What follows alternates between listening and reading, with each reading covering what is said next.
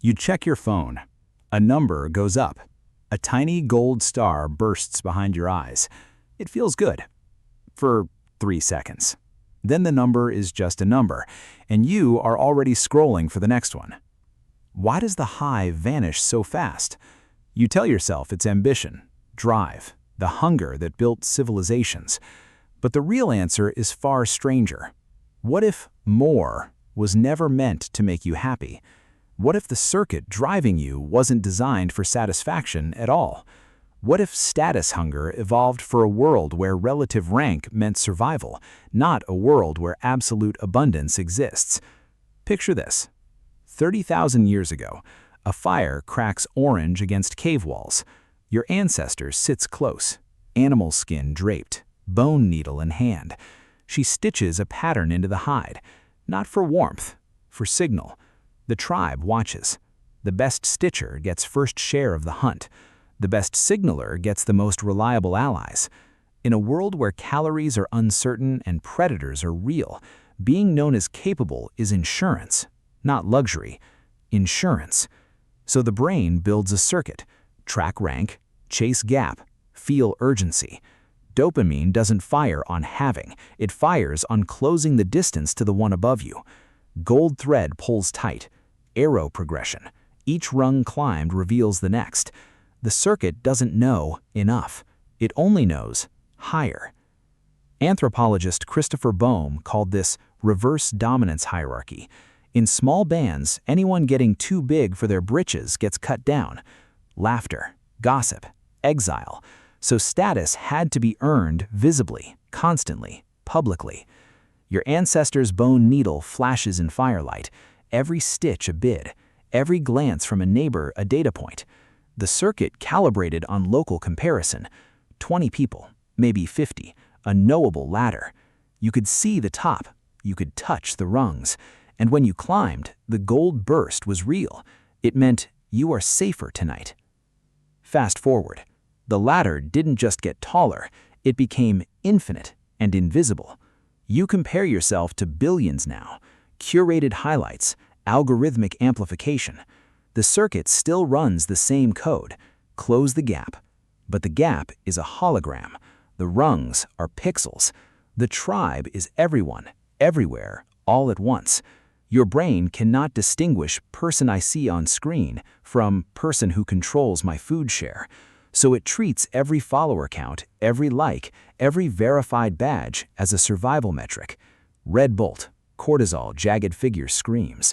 Gold star, dopamine figure flashes. The circuit fires and never lands. Here's what nobody predicted. In 2018, economist David Blanchflower and psychologist Andrew Oswalt analyzed well-being data from over 1 million people across 51 countries. They found a precise number. Life satisfaction peaks at an income rank of roughly the 70th percentile within your reference group. Not the 99th, not more than yesterday. 70th percentile. Above that, the curve flattens. Then it dips. The people at the very top of their local ladder report lower daily happiness than those comfortably above average. Why? Because the circuit demands defensible rank. At the top, every glance downward is a threat assessment, every notification a potential challenger. The gold thread becomes a noose. The arrow progression loops back on itself. You don't own the rank owns you. Let's test this in the lab. Neuroeconomist Philippe Tobler and team at University of Zurich. Participants play a simple game. Earn money, then see what others earned. Brain scans track the striatum, the dopamine highway. Condition 1, you earn 50 francs. Peer earns 30 francs. Striatum lights up, gold burst. Condition 2, you earn 50 francs. Peer earns 70. Striatum darkens, red bolt. Same absolute reward, opposite neural signature. The circuit doesn't compute what you got, it computes where you stand. Now the twist, they add a third condition. You earn 50, peer earns 70, but you're told the peer cheated. Striatum recovers, gold burst returns. The brain doesn't just track rank, it tracks legitimate rank. Fairness is part of the circuit. which means the hunger for more is inseparable from the hunger for earned more. But the modern ladder hides the earning, shows only the height, so the circuit starves for legitimacy it can never verify. Here's what nobody predicted. The same circuit that makes you miserable at the top, it makes you generous at the bottom. Anthropologist Joseph Henrich's cross-cultural games. People in small-scale societies offer more in ultimatum games when their community is tighter. When rank is legible and bounded, the circuit relaxes. It shares. It cooperates. The more drive flips to enough when the ladder has visible rungs and a visible top. The trap isn't the drive. The trap is the infinite, illegible ladder. Now, look at your phone. Doom scrolling at midnight. Each swipe, a rung. Each influencer, a phantom rival. Each notification, a rank update from a tribe that doesn't exist. Your ancestors' bone needle took hours per stitch. The signal cost calories. The verification was immediate. Hands hold the work. Your signal costs seconds. The verification never comes. So the circuit keeps bidding. Cortisol jagged figures swarm. Dopamine gold stars flicker and die. You feel behind. Behind whom? Behind a statistical ghost.